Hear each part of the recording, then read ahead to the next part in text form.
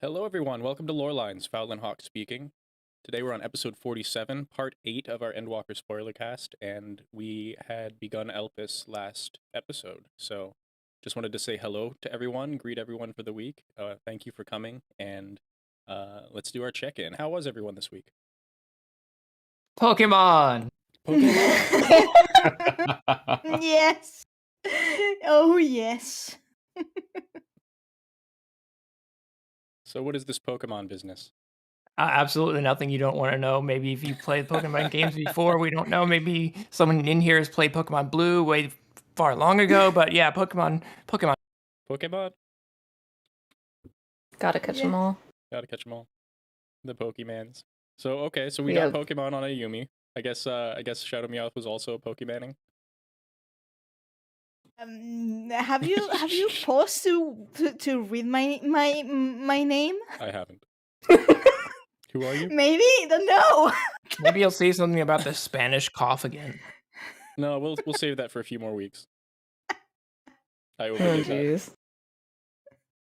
that. Oh, I should announce. You guys Just can see more rating for me. More rating. Yeah, I'm going to probably be the last person in my static to get the mount because my rolls are absolutely cursed on P4S. Bonnie I have rolled under here. 15 every single week. See, this is why we need to... Just wait till the last week. You'll roll a 99. Nice. Ayumi? Bonnie is the one who has the massive forehead in here because she keeps banging her head against the brick wall that is Savage. It's not that bad. Ooh, Cobb on the other hand. It's interesting. Yeah, you cleared that pretty early. You were one of the... I mean, obviously not world first, but you guys cleared fast by general standards. So congrats on that. What was that, 2 weeks ago? 3 weeks Thanks. ago? Yeah, we're on our... Actually, I'm on, so I can just look at my inventory. We are on our 6th week of... 6 clears of Hesperos Savage. Yeah. Wow. That's a lot of time with Hesperos. Yep. Oh yeah, especially since we probably had over 200 pulls on phase 1 before actually getting our first clear for that one. Yeah, I haven't even touched Savage.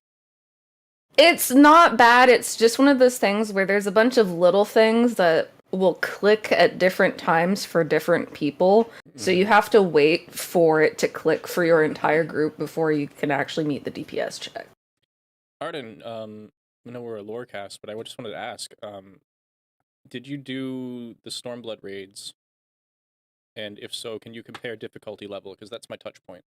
I did Shadowbringers raids, but we were able to clear them with so I rated on Astro for the first tier of Omega, and then stuff happened, and I stopped rating for like 3 years because people are people. I would say that there are things about this tier that are harder, but the advancements that they've made and how they teach you mechanics make it not seem harder. I remember. But I think on paper they technically are mechanically more difficult. Interesting. Well, that's good to know, because I usually get into raiding during the last half of the season before Echo, so hopefully I'll get to that at some point. Wasn't the last time you got into raiding like back in Stormblood? No, I actually was in a static for all of.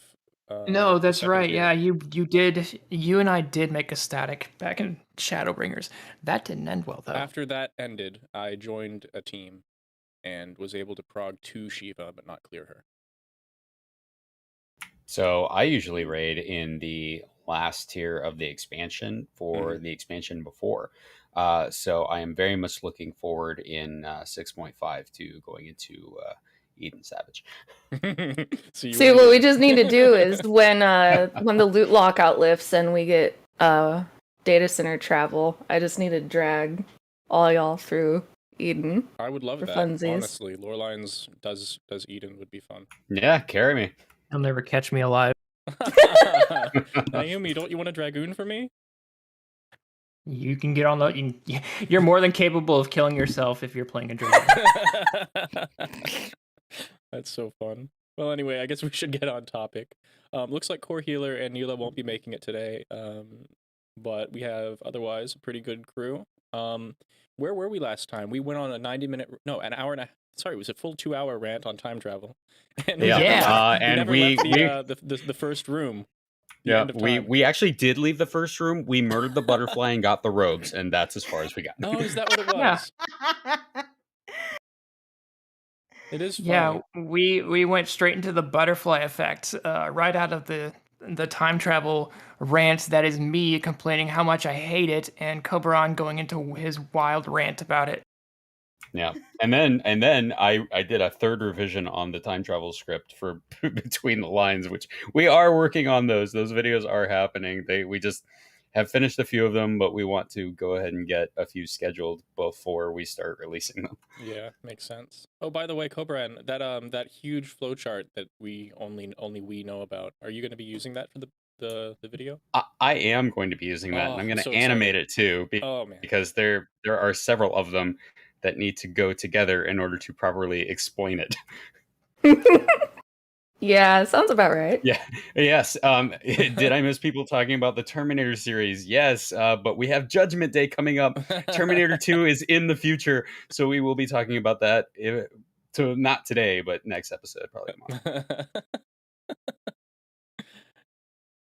Yeah, it was very spicy.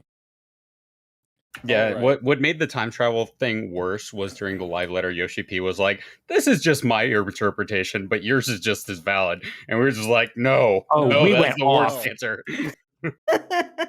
Unacceptable. You do not create loose cannons. Yeah, like, don't get me wrong. I enjoy some of the loose threads for, writing purposes when I'm taking a break from my original stuff. But I'm also one of those people who wants firm canon answers or nothing at all. Because just giving a half answer and leaving things open is it's a bit oof.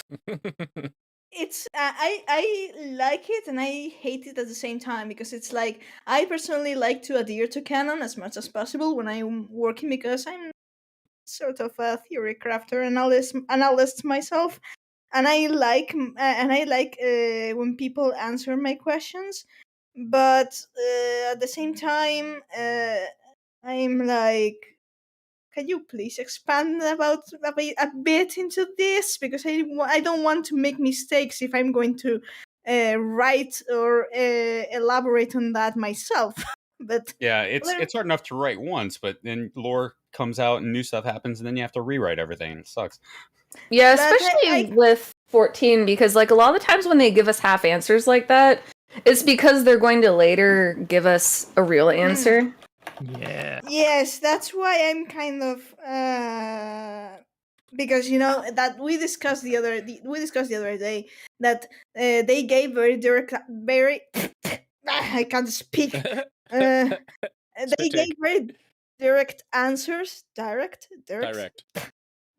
answers. Yep, go ahead. In some things, and then they kind of dodge the bullet in some others, and we know that when they do that, or they are either diverting the attention to not answer that question because they're saving it for later, or that they are still shaping up what they intend to do with that one. So if this were a close game like other Final Fantasy titles, that it's just a game and that's that, I would be more irritated about this than being an MMO, because in an MMO you have to constantly update the story. So I understand. Yeah, Well, it's fair. at least they didn't ask us if we had phones. So, moving back into Oh, Elpis. God. Yes. Wow, that's a reference. So, Yes. we got our robes. Who was happy about that? I was Me- ecstatic. I was unhappy, and it sounds really stupid, but this is the reason. Final Fantasy has always had an issue with clothes fitting catboys correctly, and these robes do not fit me correctly. They are as massive as those samurai robes in Stormblood, and my God. I'm an Elizin. They fit me great. I want to Yeah, wear as a them, Highlander, they fit perfectly. I was know, super happy. but I want to wear them, and I'm like, But- okay. But you know what? I do not feel bad for Mikote at all because every other piece of clothing fits Mikote amazing. That's kind of true.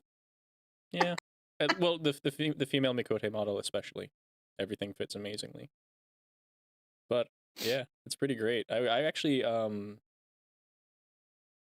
it's interesting to see those robes, right? Because the ones in the fake me out Amarat were so different that it was really nice to see that there was actually a texture on these and like details and It's stuff. actually the embroidery is so great. I Yeah. love them. That's the word, embroidery. I just like mask options, please.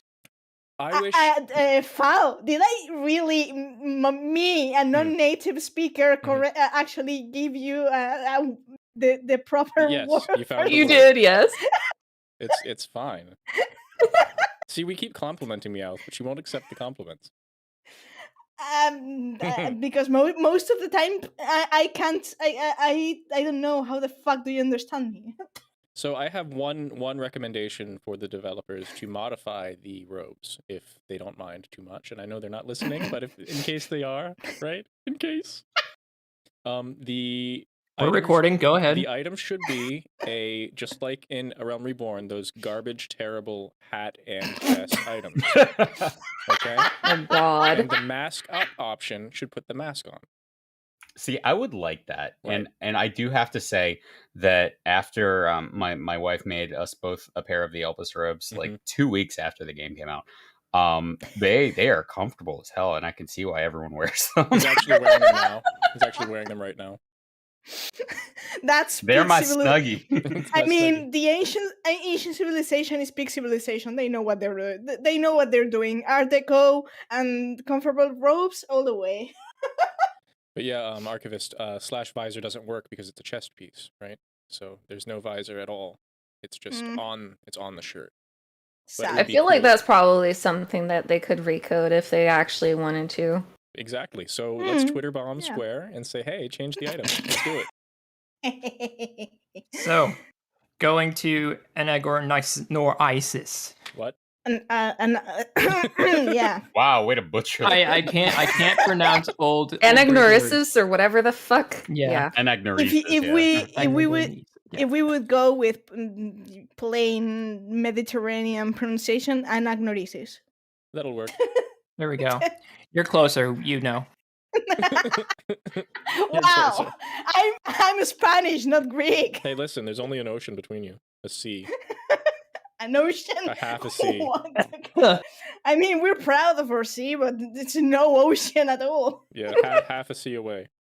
Here's the Little more than important half. question. Does it at least have sharks? Can you see across it? No. No. It's an ocean. There you go. Thank you, Amy. Backing me up. That's like saying the Great Lakes are oceans. It is, it is. yeah. I was thinking Well, that. maybe it is, all right.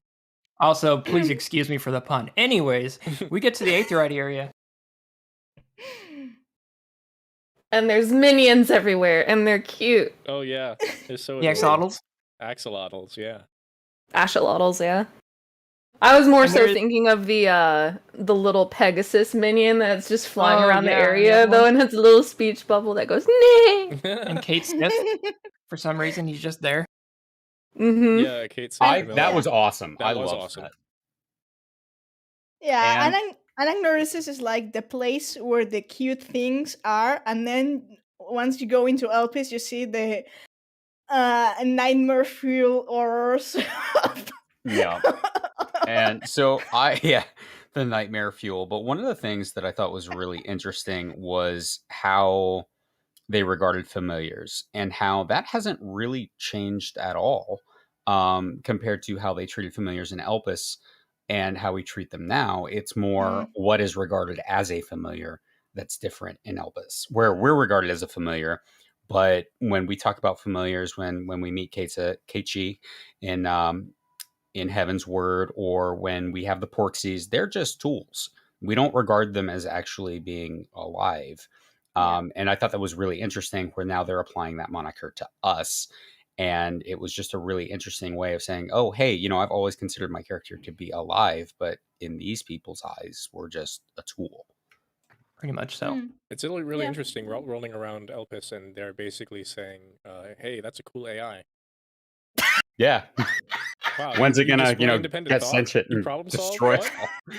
I mean, yeah, basically Hythlodeus' first comment to Hermes about Meteon is, "Hey, looks good. When are you going to share this with the bureau and make it make it a patent?" That's a nice Twitter representation you got there. Archivist asks, I mean, isn't it really the same? It's just relative power. See, that's kind of the Yeah. conundrum, because maybe not. When we look at Porxies and Alize says, go Angelo, we're not thinking it's like a full-on sentient, like human-like intelligence. It's a flying pig.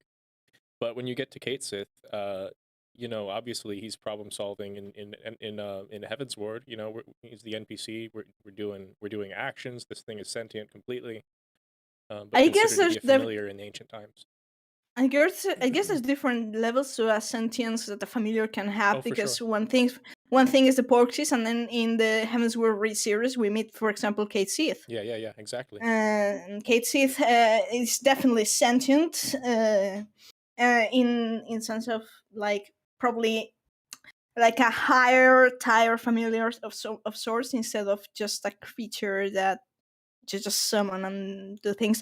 And it's like Meteon, for example. Meteon is a familiar, but for Hermes, she feels more like family of sorts, even though she is a creation. But I guess that for some people, depending on the level of sentience of the familiar or the attachment, if we can, probably the ancients did too, felt attached to their familiars. Yeah, it's just like, in my opinion, the way that people who own cats or dogs or ferrets or rats or whatever, like, oh, this is my child, I must protect. Yes. And we all know that dogs, for example, do have a full range of proper animal emotions. They are animals, after all. Yeah, the distinction with familiars and all the different beings really comes down to, does it follow the laws of creation and therefore is capable of possibly, maybe someday, obtaining a soul if all criteria are met? Yeah. I just thought it was interesting that it was so apparent to so many people in Elvis that we had a soul. And that was interesting because they do go out of their way to mention how rare soul sight is. Soul sight? Soul sight, if I recall, correct me if I'm wrong. I could be misremembering here. But in Hades' first Tales from the Shadows, I think it's mentioned that soul sight is not exactly rare. What it's rare is the keenness of Hades' and of course Hythlodeus'. That makes sense. Yeah, the odd thing is that they're able to see color and see it so clearly in a soul. And then there's the main difference is that Hythlodeus' is basically a keener side than Hades'. But Hades has this, what is mentioned is the extremely unique bond gift he has with the underworld, with the ethereal sea, that he's able to manipulate souls or guide them when the ancients, by large and by norm, they can't access to the power of the underworld itself, and that's why Hades is special. But of course in Elpis, when we try to ask Hades about what's your specialty, and then Hythlodeus is about to elaborate, and Hades is like, not another word. Yeah. I use that only at special places. And then mentioning his misbegotten youth, and I'm just like, but I want to know. What's your talent, Hades? Not another word.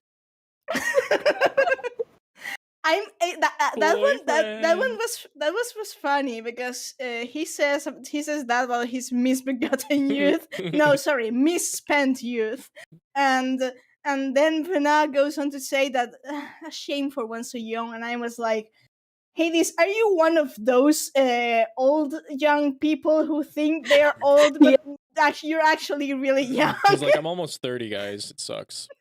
I fucked up. Yeah, he's one of those. That's me. That's totally Yes, me. exactly. This is a direct attack against you, yeah. What a zoomer. What a zoomer. Literally me. I couldn't feel. I mean, I really liked Hades before Endwalker, but after Endwalker, I realized I'm feel so related to you. You don't have any idea how much. I'm just imagining what Hades' reaction would be to being called a zoomer now. Oh, it would absolutely be that high-pitched indignation. Yes? I mean, I'll be 28 this November, and I'm already feeling, that some sort of gift in which you suddenly become wrinkle and that, and I'm like, oh god, no. So for me, the threshold for feeling like a full-on adult was about 31. I was like, okay, it's done. So, anyways, moving on from the axolotls and Twitter to Twitter, yeah, ancient Twitter. Yeah. Fuck you! I was drinking. You get no drinks. So are you kidding me? Why are you trying to eat during our show? Hey, did Hermes invent Twitter? Or? Oh my god.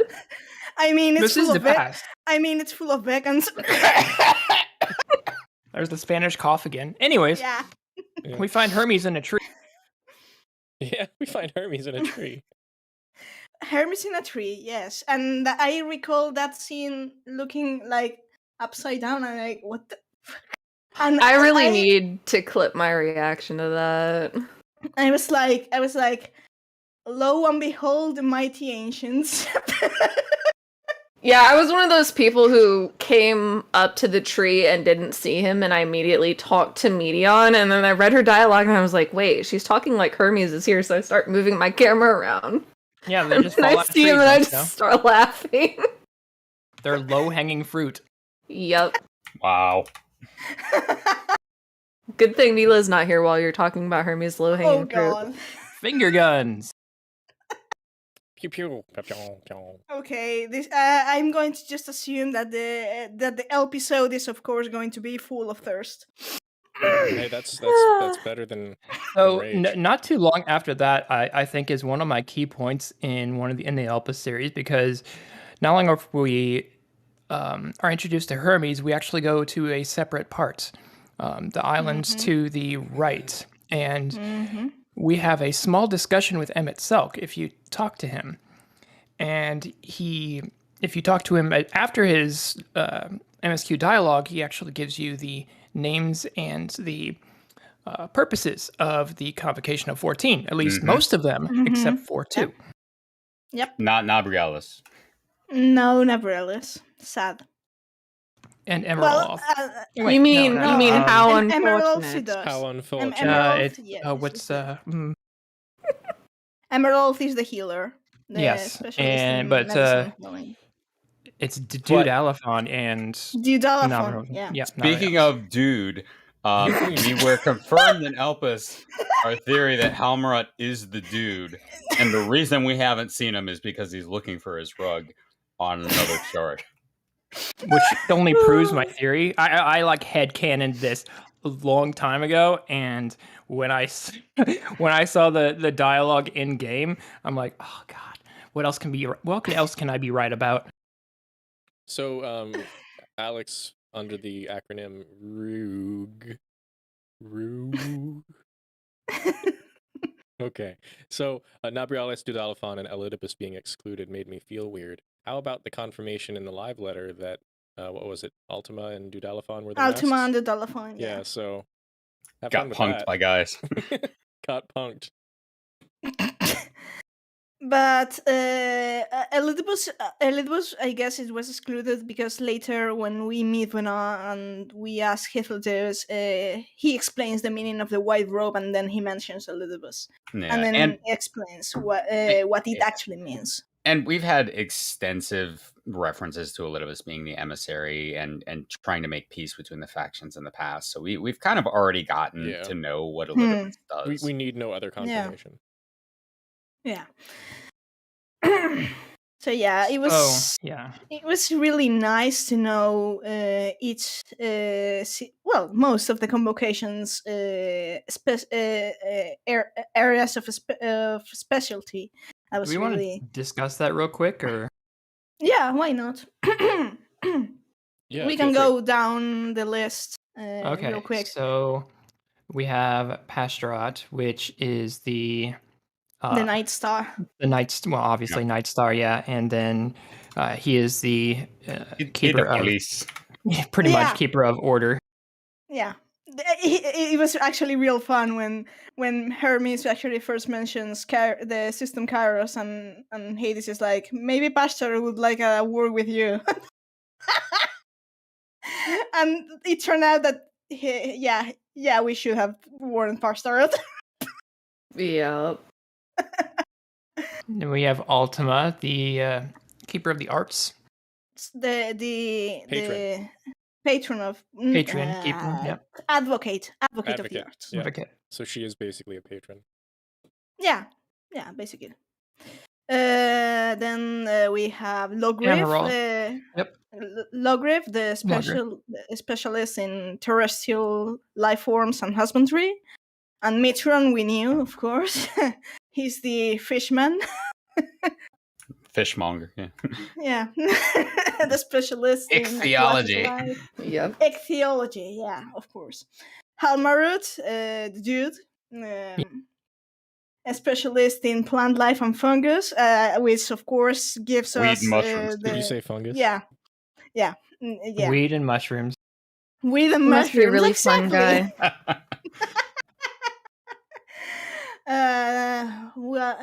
Merlolf, the healer, a specialist in healing and medicine.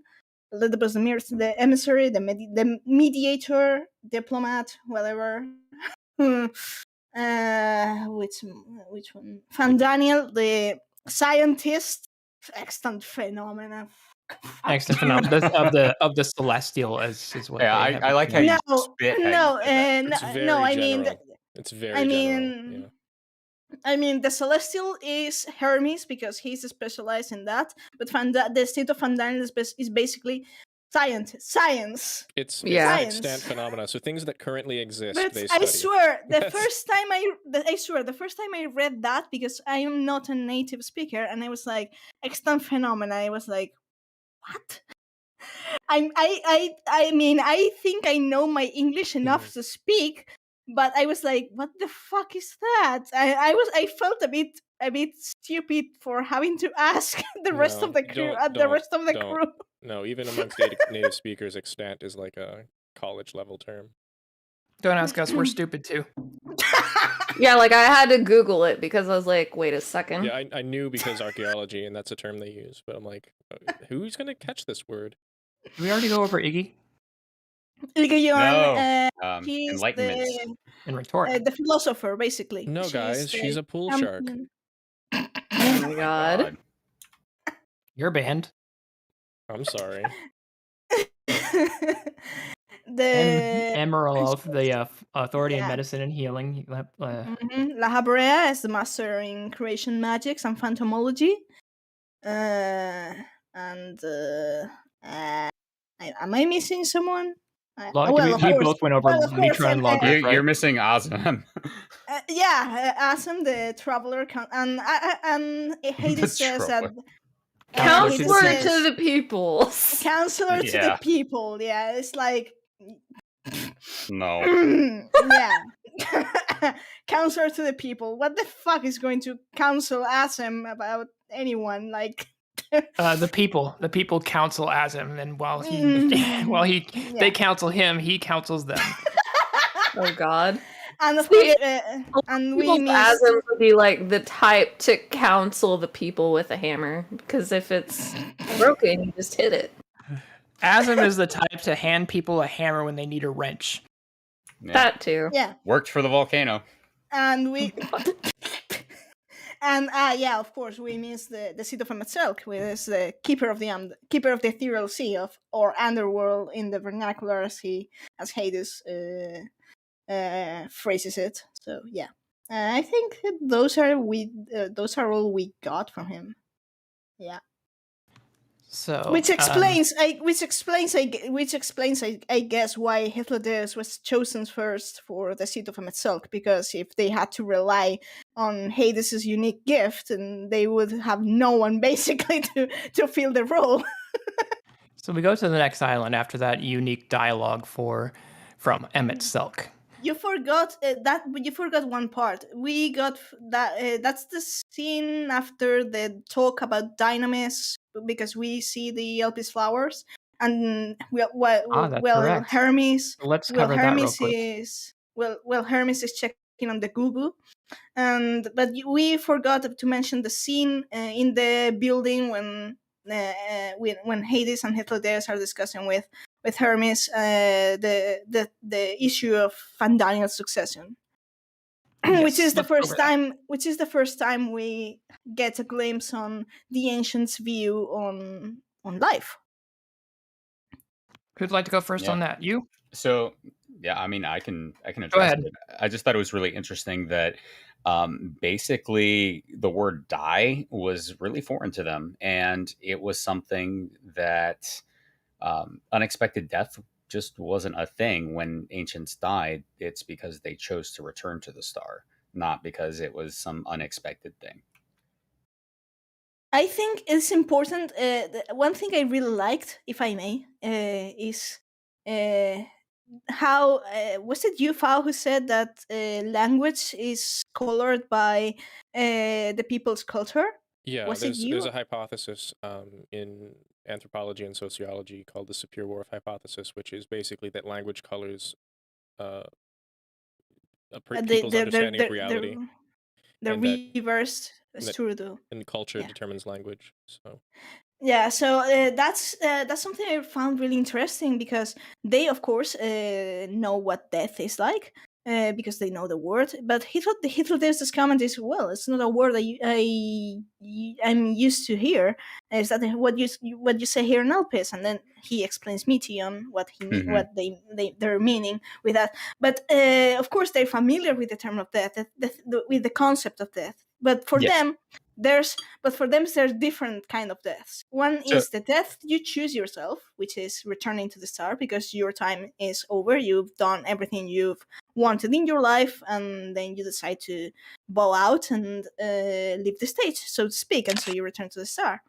And then there is death, as they understand the word, which is the unchosen death, which may be because of an accident or an illness or something like that, or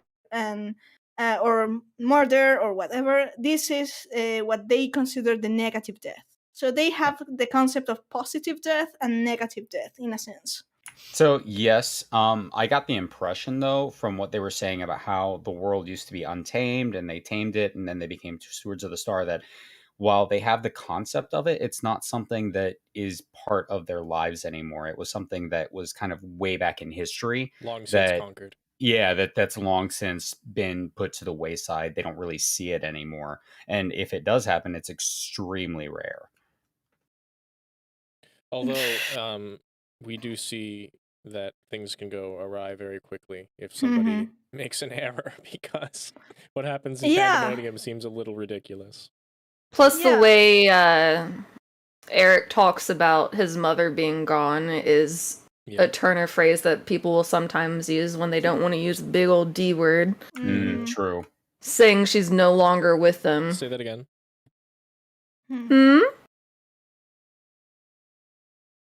Say what again? Never mind. Fao, I'm going to punch you. Just email a punch to you. But yeah, I think. But I think there's been going a misconception around the fan base. Personally, I think there's going. It's been going a misconception of in the fan base, thinking that the ancients were so lax about death, and I think I don't think it's the case.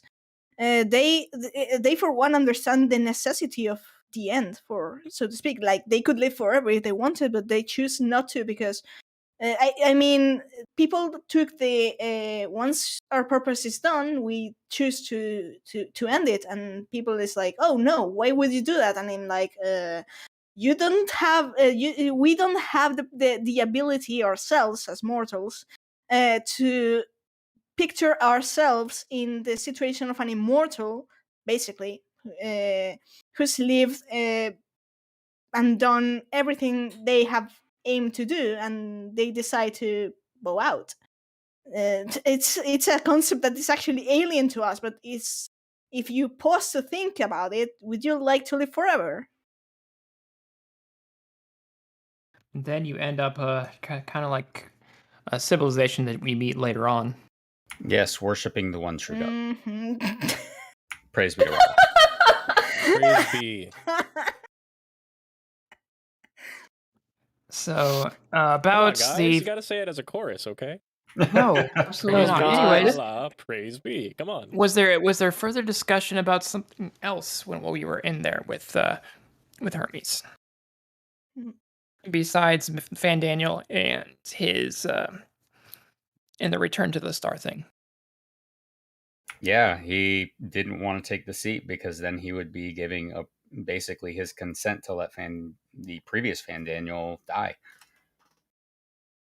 And I thought that was a unique point too, because like you don't really see that among the ancients. I was just under the impression that they kept their seat, and because they lived so long, that was that. I knew that they could raise others up to the seat, their seat of office, as they wished, but that was by shard, not by actual person stepping down. So that kind of made sense to me as a point later on. Like, oh, the person back then would step down, return to the star, so that one could move in and take its place. Later on, a person could be moved into that seat of office when they quote unquote return to the star by forceful means. Yeah, Hermes' I think it's opinion on the matter oh. is proof that there's more than one thought on the subject, even during ancient times, although it's very apparent that his thought on it seems to be very rare. You know, like he doesn't really want people to die, he wants them to keep doing whatever forever and enjoy themselves and only go when they're ready and never, what was his phrase? So loath was I to bind another soul. He just wants So people loath to be was I free. to bind another living being. That's it. That's it. Yeah. Yes, I guess there's. I mean, Hermes is kind of. He has some points, of course, but Hermes is kind of an oddity in the sense of in their society.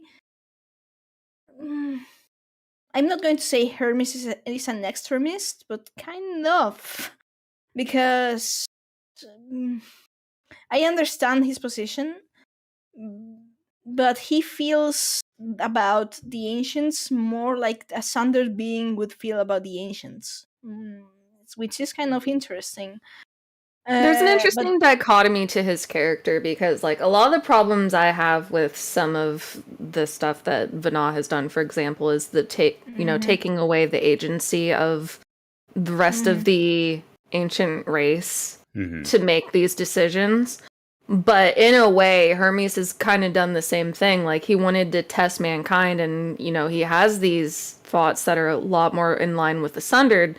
But then on the other side of that coin, he also took away a lot of agency through his actions, even if in some cases it may not have been intentional. Yeah. Well, I think it kind of was. I mean, well, maybe not in all cases, but the dungeon content where he makes the decision in front of our eyes. Yes. I mean, he is absolutely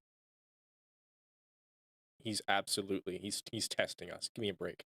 You're sending Yeah. you're sending Medion to the ends of the universe to gather the by quantity largest amount of energy in the universe, and then throw it back at us. And if we can survive, we pass the test. I'm sorry.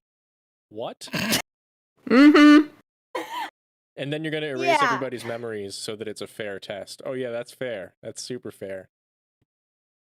Just scathing sarcasm and bitterness To here. be fair, if he had kept his memories, the convocation would have immediately picked that up. So yeah. So after that, we come back to the main island and we meet the Ambystoma, that one that can't quite fly. Oh no. What? When are you? I'm losing track. We had talked to Emmett over on the other island. We did. I forget what we did over there though. I think we created ball lightning. Was the quest that we did over there? Yeah. So yeah, that's before the chat with about Dynamis and the Entelechies. Yes. And then after that is the scene with the Charybdis, when there's the issue with one of the Charybdises. That's when Hythlodaeus concocts the That's when you had to speak to Emmett Silk constantly. to speak with Hades and train the Charybdis. And that's when you kind of get to talk to Hythlodaeus like very personally, and he kind of goes over why he did not want to be the one chosen for that seat. Yeah. Yeah, and which we kind of gathered from the short story, but it's kind of nice to have it in game too. And like I know they reference some of the short stories further in the Zone 2, such as Azim's inability to sense danger by punching volcanoes. So I actually liked. I don't know. That scene with Hythlodaeus, I think it was really needed because it gave insight into his character. Even though the both tales from the shadows had oddly enough managed to give some enough insight into Hythlodaeus' character to know how the dynamic was with Hades, and of course, then Walker just ramped it up. but I really enjoy that cutscene because it's like you get to understand. You get to understand Hythlodaeus. You get to understand Hades, and then you're like, when Hythlodaeus speaks about the plans, the three of them had to return to the start together, and you're like, oh fuck. And because you suddenly realize that this feels like a dream, and then you're slapped with the reality that this actually didn't happen. And if we are meant to keep the timeline, it's never going to happen. And it's like, Meanwhile, me is sitting over here like, fuck the timeline. Yeah, exactly. Yeah, I agree with you, Yumi. So, in this scene where we're in the grass with Hythlodaeus having a conversation, I was struck by how Hades, despite all of his sass and malcontent and disinterest in helping others except when dragged through it by his best friends, is just sitting up there in the sky, hanging out, enjoying his picnic, and he seems completely at peace, and I was really struck by that visual. Yeah. So for all his talk, he loves it here, and there's no angst at all deeply down. It's a great insight. It's a subtle but really great insight into Hades. In that he's by nature how should I put it? He just doesn't like a fuss being made over things. Yeah, he's very to the point, very sometimes even a bit abrasive, even. But he's got a really gentle soul that just it. I mean, he makes he's like, no, you're not going to make me do this, and it only takes Meteon pleading with a bit of please eyes, and Hades just like, okay, fuck, I can't. It's amusingly simple to make him bots into doing whatever he's doing, and he actually has fun when he gets to do it. And I think that's the key, that uh, that Asum and Hythlodeus are probably the only or the first people who saw past that front that Hades usually puts up, and they know that he means well, but he's just like that. Which, by the way, it's kind of, I don't know, by the ancients by large, they seem really gentle, nice people, and Hades in that sense feels like an oddity by himself.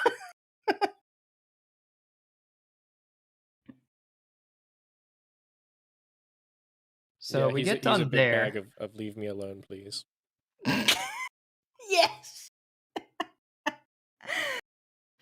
Though I have to, if I may mention one point, I think it's related to Shadowbringers.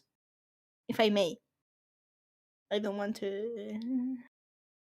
Go ahead.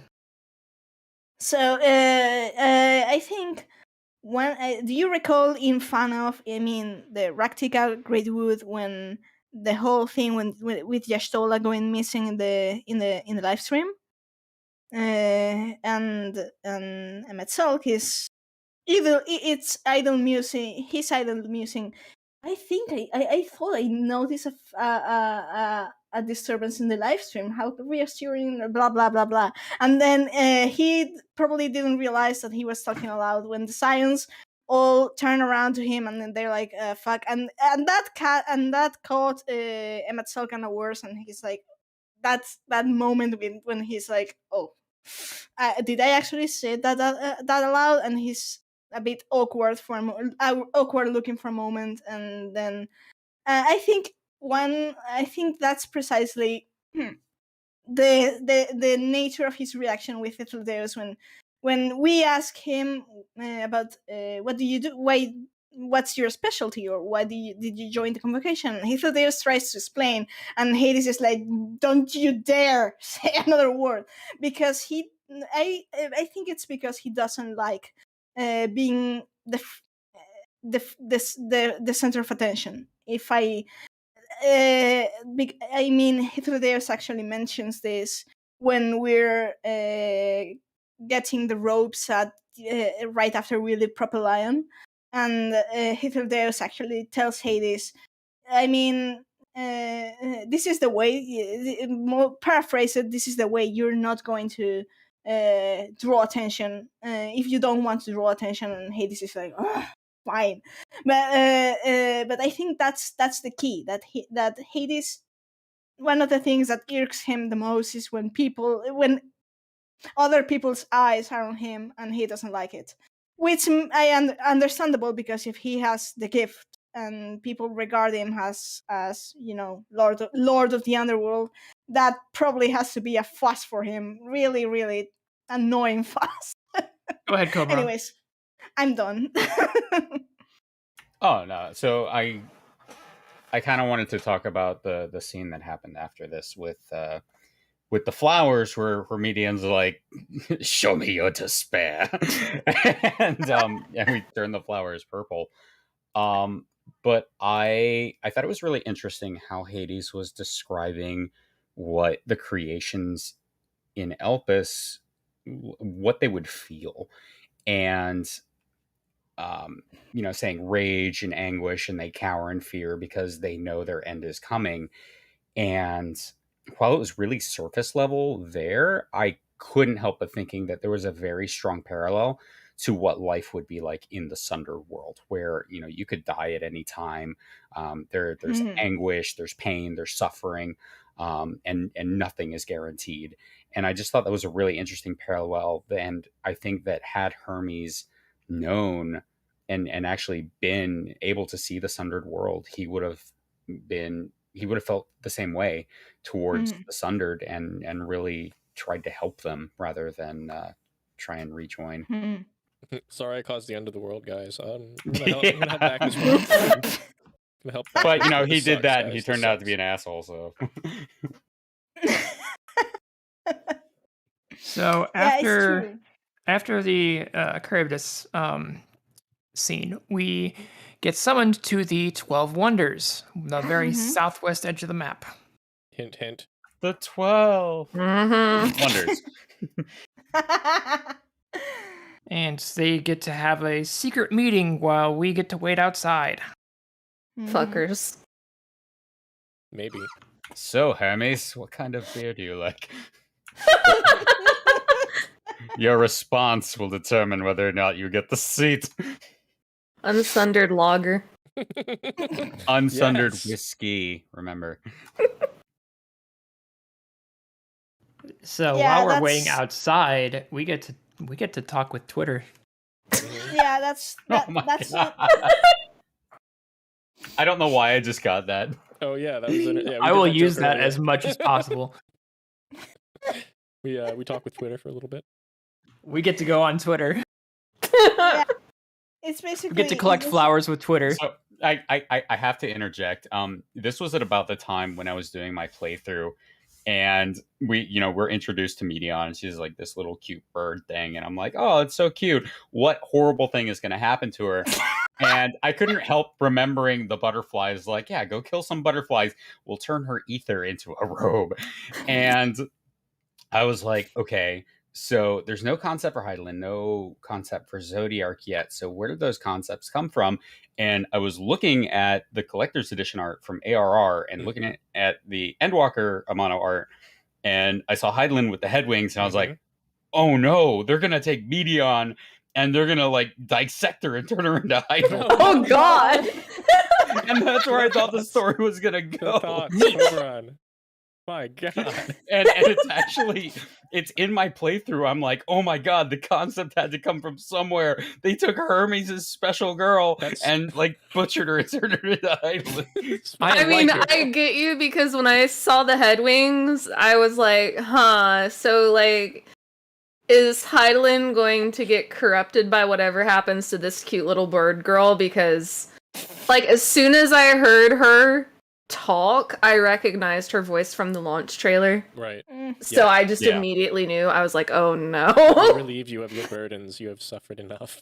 Yeah, Yeah. like that's one of the reasons I'm always hesitant to watch the trailers, even though I always give in anyway, is I have really good memory for voice acting for the most part. Mm-hmm. So you know. The So story I beat can as really it's coming. easily spoil myself Yeah, but in a way. along the lines of what Ayumi was saying, I mean, if you take one look at Twitter, it had this big ideal start and it turned into a pile of shit. So, I mean, there's Medion right there. I mean, the Look dark at mode it, Twitter. you gave it depression. Look, it's got anxiety. That's so funny though. I need to find that fucking meme again. Someone did that like a week or two after Endwalker's So early good. launch, and That it's was so immediately good. my thought. Like, oh my, she's blue. She has wings. Twitter. So after that, we go look for flowers. Yeah, Show that's And me we your have a discussion, despair. a really neat discussion. Find out she has sisters. Ugh. See, here's the thing. Sisters seems like a familial level of relationship, right? But we know Mm. it's like thousands to millions of sisters, and so I'm like, okay, so you're a It's this is a sisters clone in the same factory. way we'd use brethren. This is sisters much. in the Mhm. same way that we have the Clone Wars and Star Wars. Nice reference. Yeah. Basically, they basically turn into Alfred Hitchcock's wet dream. But yeah. Wow, that went dark. Anyways, To avoid I've confusion, never- the wetness is blood. Yeah, it's blood. Yeah, that's the scene after, because the progression is that in the 12 Wonders, it's brought to Hermes's attention that the Lycaones, they're behaving, they as they say, they're at it again, that they're causing trouble again, and they're discussing if they should be unmade or no. And Hermes is like, okay, I have to discuss this, and basically we're not allowed, and so we have to accompany Meteon. And because Meteon knows that Hermes is going to be, even if they have reason to unmade the curations, because they're unfit to be released, because they would be dangerous. Meteon knows that Hermes is going to be devastated, and she wants to cheer him up a bit, and that's when that's when Meteon asks, depression. yeah, she that's when she asks us to search for a flower for Hermes, and then we go, and then when Hermes is done with the meeting, then Meteon takes him to the Elpis flowers, and that's when she asks us to Show me your pain. yeah, basically.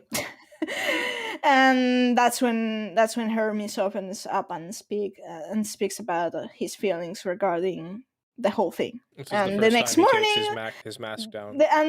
and the next morning happens that the Lycaones have escaped, and we have to track them down. Well, let's Yeah. stop. Let's pause for a moment and talk about this scene, right, where Hermes is speaking to us. Yeah, because he actually kind of goes over what all he's studying and what all Meteon is to him. Yeah. Yeah, here's the line I was referencing. Some scarcely born into the world afforded a handful of breaths before life and potential are abruptly extinguished. In other words, bioengineering is immoral, and we should stop. Yeah. And then, which is so a heck of fixated. something for someone who's heading the facility to say. Yeah, and it reminds me of that quote from Jurassic Park. You got so caught up in whether or not you could, you didn't stop and think about whether or not you should. Yep. Mm-hmm. You know, on this, At least he's not laying on a table with his shirt open. That would be amazing, and the internet would explode. Oh my god. Yeah, basically, yeah, we track down the Lycaon, and Hermes deals the blow, and he's immediately, obviously, regretting that he had to do that. And And yes, and here's another point I want to bring up. So he actually whips out the staff of Hermes, which I thought was awesome. Because we're also doing that Gridania video, and I was like, oh yeah, you know, the symbol of Gelmora was the staff of Hermes with the two snakes, and then Gridania adapted that for their flag. And I just thought that was really interesting because of how I think about the whole Fifth Era, which was basically the Asians playing Civilization. And while I had this thought, you know, because of the aesthetic that, oh yeah, you know, Fandaniel, he had Maha and blah blah blah blah. But now I'm like, maybe he did Gelmora, and the, well, not Gelmora proper, but the civilization that led up to Gelmora. So interesting thought. Yeah, when he brought out the Caduceus, I was like, ooh, I recognize that from several games. Yep.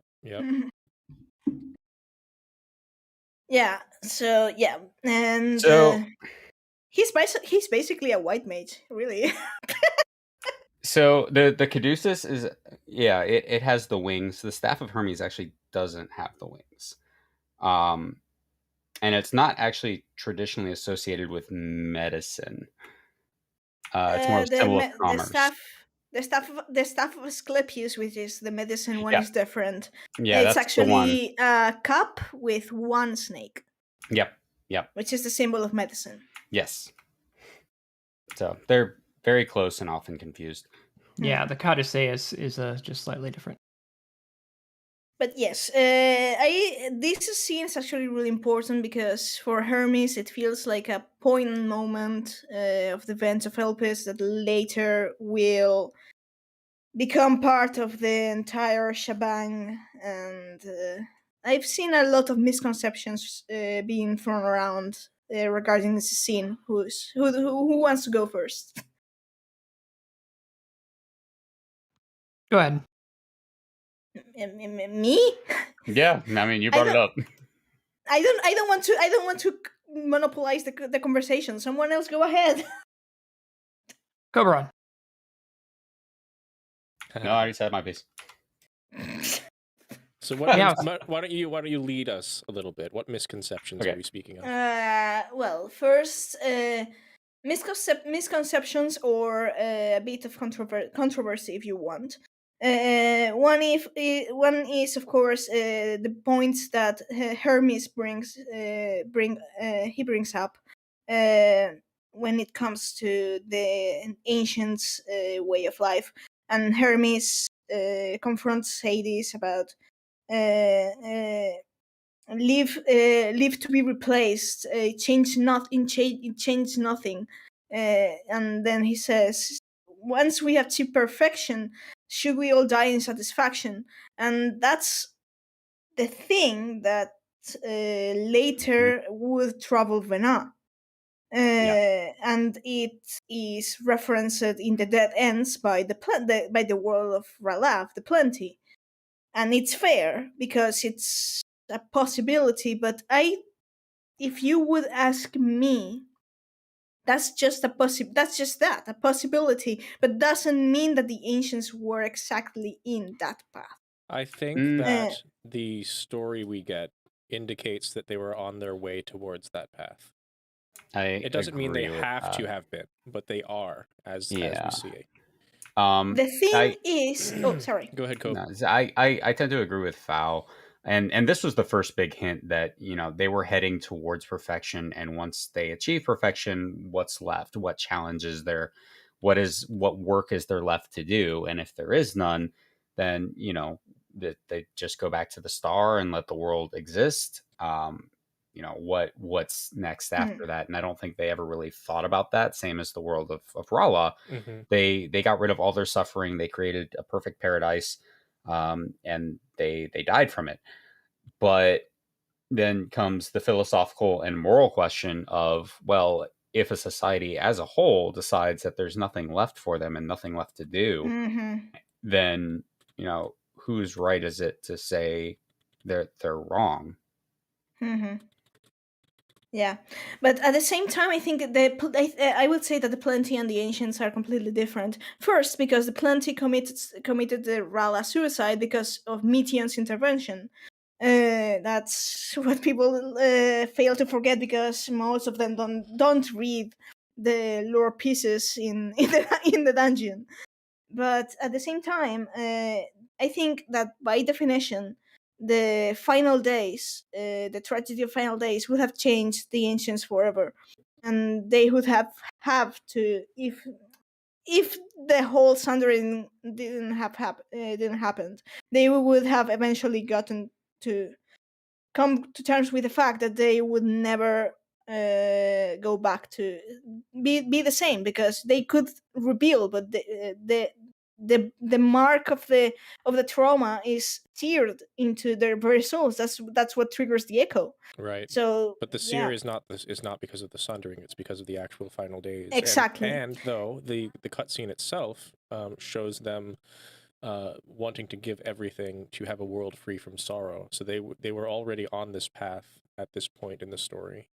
But they wouldn't have achieved that. Are you sure? We don't know, right? That's not answered canonically. So we're at a point where it's like a flashpoint. Like, this is the decision point where if you don't act, you are dooming the planet to either pulling a Rala or sundering, and she makes that call. Doesn't mean she was right, but I think the narrative indicates they were on that path. I think it's a complicated thing. I personally think that once you know, I mean, perhaps because of personal experiences, but I think that once you know certain levels of tragedy and trauma, let's say it, you must learn to live with that and accept it. And even though that's the stages of grief theory. Mm-hmm. And the thing is that the ancients, they didn't have much time to deal with their grief before Vena decided to sunder the thing. Well, we That's- don't that's- have a that's- strict timeline though. We don't know No, how long but it was. no, but in ancient times you can imagine more or less things were probably happening quickly. But this is all theory, anyways. The other thing I wanted to address was people misunderstanding Hades's words to Hermes after he unmakes the creature that, like, the one when he tells Hermes, join the convocation, Hermes, you do not belong here. And I've seen people calling out on Hades for being callous, and I was like, I don't think callous is the word. You know. Zoila is right in chat. The live letter, they specifically said that the civilization would be based on what they would become. Yeah, that's the impression I got. If they have kept in that track, maybe, but We'll never don't know. think the same. Yeah, we'll never know. Thanks for now. So I like to think that the ancients would have said, okay, the star is done. It's perfect now. Let's bring this perfection to other worlds, build a fleet of ships, a monumental army, and let's take this peace and prosperity and imply it across the universe by force. There you go. Let's build a moon. Let's become the Omicrons. There you go. Let's build bunnies too. So on this subject, since we're here, just I know I mentioned this kind of a lot, but like the Silmarillion thing, right? I mean, it's almost like the stage the ancients are at now is the stage where they're building the planet, and at some point you've got to start time, and the sundering kind of operates as the time starts now. And I know it's not exactly true, but you okay? Are you okay now? The unfortunate thing now is that her voice cuts out when she laughs, so there's no like laughing on stream audibly. So we can't kill her audibly now. She's just like silence, silence. Leave me alone.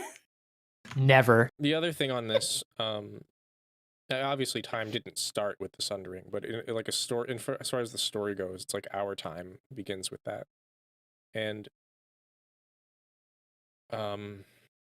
brain, please. Brain, please. You can do it, brain. When the number you're calling is not answering, I don't know how automatic replies work in English. Sorry. It's gone. Would you like to I can't- submit a I report? can't. Yeah, I'm submitting an error report, bug report. It's GMs, please. it's error 4004.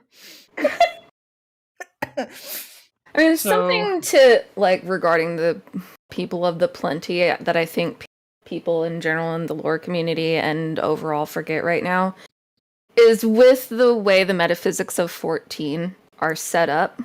Let's say Medion hadn't intervened in those people's lives, and they had still gone on to the path of returning to their star. With the way the metaphysics in 14 work, those lives would have been spun likely into a new race or new people entirely. Yes. And life would have started all over again on that planet. Although, So because the metaphysics work that way, like, I don't see really an issue with letting a race or species meet its end if they've actually achieved perfection, which we have to also try and define what perfection even is in the context of 14, because these races that seem to have achieved quote-unquote perfection, we don't see any of them aside from Omega's race faring across the stars. Like, we don't have any indications that the ancients really did, aside from sending out Medion. We don't have any indications that the people of the Plenty did, or that the, war-torn world did. I guess what strikes me is that all of these planets we've encountered have reached what they call perfection and then opted for suicide. I mean, Judgment Day Land didn't quite reach perfection. Well, I mean, they define perfection as total annihilation through violent war conflict of everybody. Yeah, I mean, that was precipitated by Medion, but please don't tell me that we're calling the land of Rala the land of plenty, because that just makes me think of the Men at Work song down for Planet Down Under. Just keep thinking. No, we're gonna do it for that reason then. Oh, God. To answer the chat, the actually knew at least of other planets. They actually mention one star called Dana 3 as they imply that that this star in particular experienced the final days after we tell Dea about what's happening in Theris. So that may be another clue that Meteon, well, the Ensinger was already responsible for many of these directly from. Yeah, Meteon plural. Yeah. Well, this is important though, right? Because basically what this means is that Hermes caused the end of multiple worlds, including his own. And honestly, fuck that guy. But we love him. Yep. I mean, he has real, regular human feelings that seem to be missing from most of the people's consciousness, like they're active day to day. They're just not really worried about it. I don't really think that the ancients. It's not a question of the ancients not having these feelings. We've talked about this before, and I agree with you. I don't want to rehash that. I'm just saying that it's not in their day-to-day. It's not in their day-to-day consciousness. They're not worried about things. Exactly. Things are fine. There's this guy over here. He's a little bit emo, and he causes the death of myriad worlds. Yeah. Local man loses his mind to depression. I do want to address that point where Hermes wasn't just responsible for the final days, but the deaths of myriad other worlds. A lot of people have been referring to it as the Great Filter, and we do get a glimpse of what the Great Filter looks like in the world of 14. Do you want to go into that now, or do you want to go into that later when she loses her goddamn shit? You know what? Let's go into it later.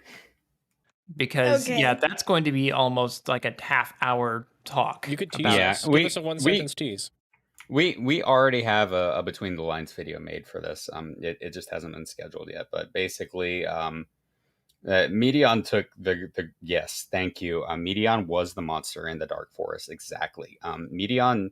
So the Great Filter is more of a natural-based phenomenon, and even the Omicrons didn't really approach the level of Dark Forest. And for anyone who isn't familiar with the Dark Forest, it's a concept where it's a lot like the prisoner's dilemma. If you find other life, basically you either can destroy it or wait until it destroys you.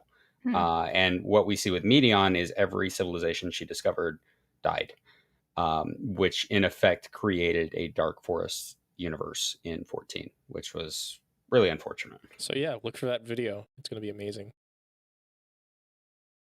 So after that whole thing with the whole talk with Hermes, we discover that we have to put down one of his creations, and he's pretty upset about it, and visibly upset actually. And we go through the whole cutscene. It's very heart-wrenching to some, and you can see that he really cares for and loves his creations that he handles there. And after that is when Hermes kind of bails out because he's annoyed at Hades and and the invitation. Perhaps I'm not going to say badly worded. It's just that Hades is. We basically return to the 12 Wonders, and he shuts himself off. Basically, yeah. And that's when Hythlodaeus says, "Well, if Hermes is not going to accompany us, we may as well continue on our own. Are you going to accompany us?" And of course, the Word of Light said yes, because of who's going to say no to this too? And and that's when we go to the upper side of Elpis, which is The third island. Calimelius Sephiros. And So we take the teleport up, and we're greeted by a shark. Yeah. We're greeted by a street shark. Be very specific. Shark with that. Force. And it was jawsome. Oh And my I used lord. to watch that show. So I At had a first- few thoughts at this scene, right? Like At first, they were is largely orthodox in consideration given to size and environmental impact, and then a whimsical someone decided to bestow it with flight. Go ahead, Foul. well, this is Sorry. actually no, it's okay because this is the dialogue that primes the whole scene, right? It's really funny. He's going into why sharks suck. Wow, sugoi. Oh, you beat me to it, damn it. Wow, sugoi. God. It was getting absurd. A part of me wanted to tell him to go away and find something else to create. Well, I was struck But by a few in the things end- with this as well. In the end, I couldn't deny their passion, and here we are. Yeah, fine. Have your stupid sharks. I hate you. I hate you all. Fucking sharks. They don't fly. Why are they flying? These How are many ocean fucking creatures. times I watched this scene? I can quote Hythlodaeus' entire shark rant. It's really funny because, I mean, going through ARR even, and if you think about all the Final Fantasy games where you're in like an active bar combat and active time battle combat, and there's like a flying shark across from you or some other creature that doesn't belong in the air, and it's all very Yeah. confusing. So in A Realm Reborn, you have the floating jellyfish, you've got freaking floating sharks, and I've always been super annoyed by their existence in this game. And then we get this, and I'm like, oh, they Tell sucked me back I'm then wrong. too. This is your fault. This is your Tell fault. me, tell me I'm wrong. The You're Bureau wrong. of the okay, thank you. The Bureau of the Architect is the Pokemon Company. That's right. Yes. Yeah, absolutely. Gym leader Hythlodaeus. I don't know. Anyway, but so a couple things with this scene, right? I mean, so Hythlodaeus is worried enough about the shark who surprises him that he makes the face of, "Oh shit, I'm about to get punked." It makes a Hildebrand face. Let's be I'm real. about Yeah. to get punked, and then she comes in as a dragoon. I'm like, oh okay, so job classes aren't new either. Dragoons don't wield lances now. They wield swords. Yeah. New Right. class. New class. I have to say one thing in favor of Vena.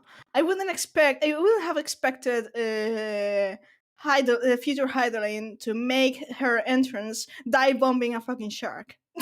I thought it was Seriously. incredible. Vana's amazing, excuse me. Yeah, dude. I may not agree with her, but she's amazing. I'm a little Agreed. disappointed she only had 3 Agreed. jobs though. Where's your full 90s, bitch? Where's your all I 90s? mean, Pie's got 590s, so Well, by the end of the expansion known as the Unsundered World, I expected her to max all of her classes, but So yeah, then I goes love on to that. greet us. I love that moment when there's the impact dust that and rush shark of has little wind. birdies. Rush of wind that Hythlodaeus is protecting his. It's like with the arms in front of his face. The Warrior of Light is with the weapon drawn, and the head kind of ducked down a bit, and Hades just turns a bit sideways in the with the shoulders, like, oh fuck. I adore that, and that's when Brenna introduces herself. yeah. Well, they actually Hythlodaeus introduces Brenna, and then And then Vana proceeds to ruin the blessing of light. Single fucking sentence. I'm okay with it actually. I know you're not, I'm Cobra. not. We're disagreeing at this one. Essentially, Yeah. the Traveler's Ward, something she can cast on anybody, is what you got. It just feels like something very common, and had it just been a Traveler's Ward, I think the Unsundered could have seen that and said, "Oh, it's a Traveler's Ward. Here's how you get rid of that. and now it's whatever. Yeah. It seemed a It lot did seem very more. common. Yeah, it seemed a lot more powerful. And from coming from an unsundered to a sundered, yes, it would Yeah. seem powerful, but Yeah. it should have been something that, I wish you'd have said, it's a traveler's ward, but it's a really complex one, or it's something that would have, it's something beyond my current capabilities, She or does- something Well, like that. She does at least say it's No- not just any traveler's ward, it's mine. Yeah, it's her Yeah. creation. But that wasn't She- quite as what's the word? Superlative. It wasn't as what- big shit as you Yeah, wanted. and I don't know if that's addressed at all in other languages, but in English I found it to be kind of Underwhelming. lackluster. Yeah. I mean, what Venas says is that there are many protective spells, of course, but the one you bear is unmistakable mine, which can mean a number of things. But the way I understand it is that it's got Venas' signature ether, so to speak. So it's probably a spell of her creation. In later, we may I was gonna infer say, that she the tells us- ancients. She tells us, Yeah. yeah. It must Yeah. be either this Maybe- or that. Maybe So- we can infer later that spell creation is a common practice among the ancients and probably those who have some magic special training.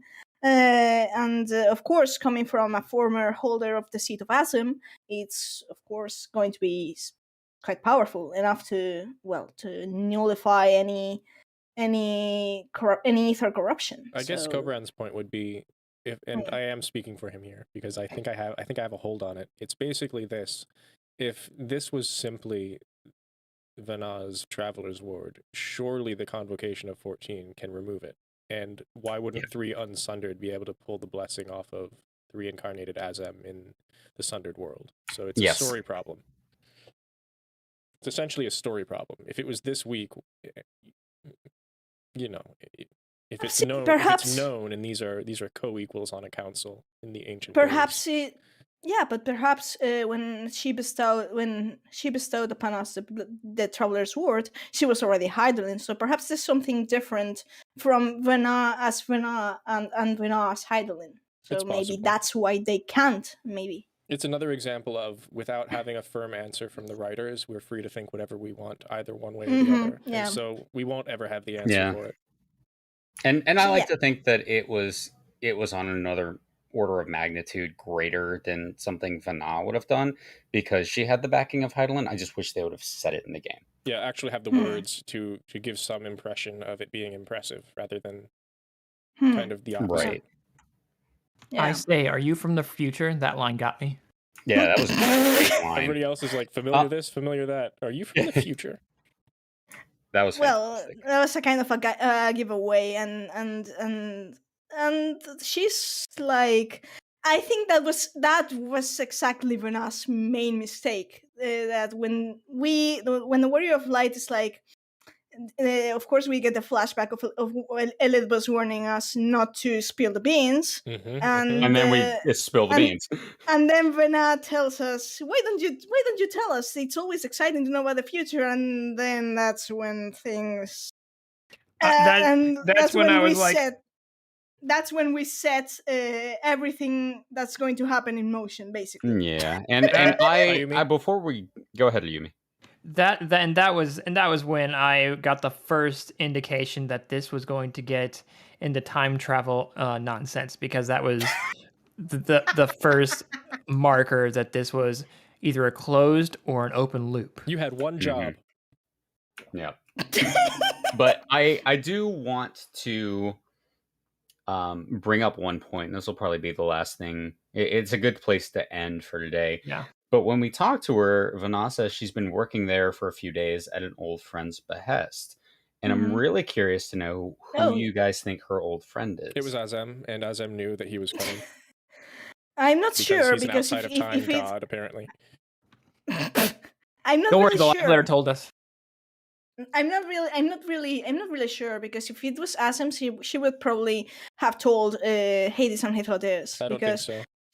she asks them about how is Asem, how are they, basically. And that's when Hythlodeus says the thing about the volcano thing having happened like a few days ago. I love this. Few days. They've integrated short story into the main story.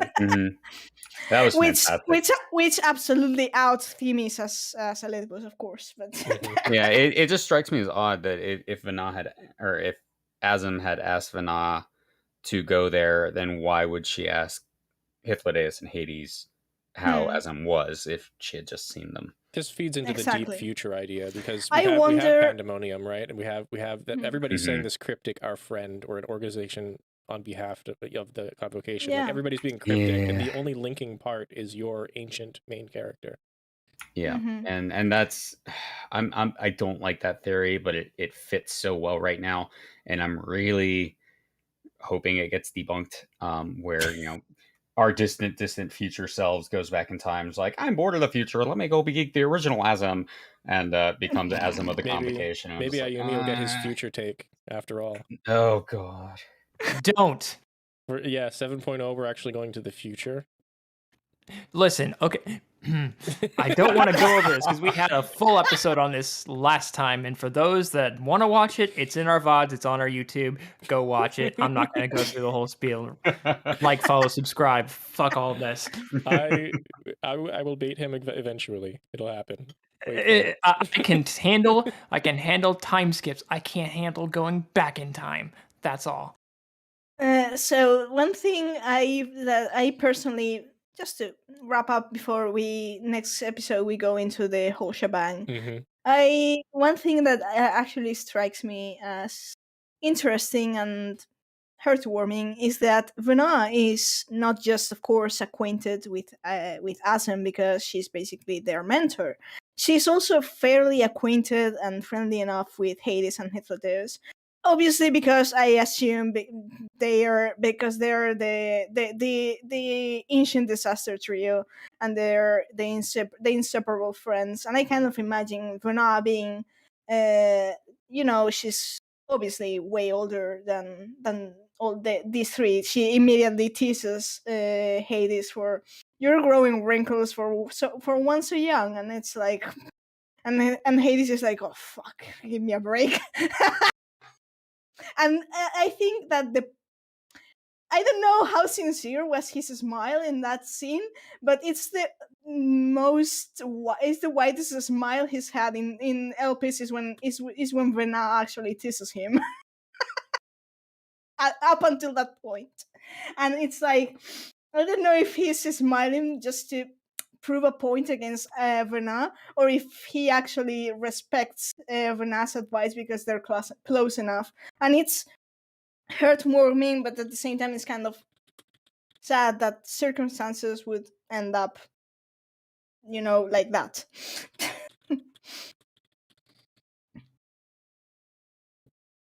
So, I think this is a good place for us to stop here. We actually got to Vana, so I think next episode we're going to cover our little meeting where we kind of discuss what happens. Spoilers! Yeah.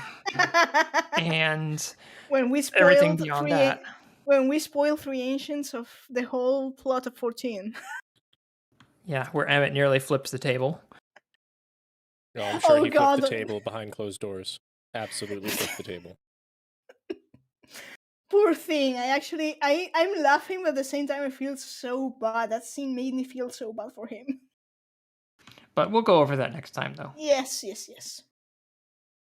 Yep. All right. So I guess we'll close out here. Thank you all for coming to Lorelines. We appreciate you as always. We'll see you next week on episode 48. We are coming up on our 50th here soon, so expect that. And in the meantime, I guess we'll talk to you all next week. Yes. By the way,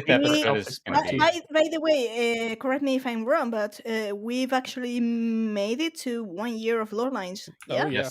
Is today the day? I'm not sure. I know we started last year's late February, but I don't actually recall the date. Yeah, so it's either this week or next week, and it's been a year. So it's been next week is March. Yeah. We thank you all for following us and supporting us. This podcast would not have been possible without you guys. Yes. Yes, thank you. Yes. And our 50th episode is coming up, and we have some exciting things planned, so please look forward to that. look forward to it. Please look forward to it. All right, you guys. All right. See you later. Thanks, See everybody. you. Have a good day.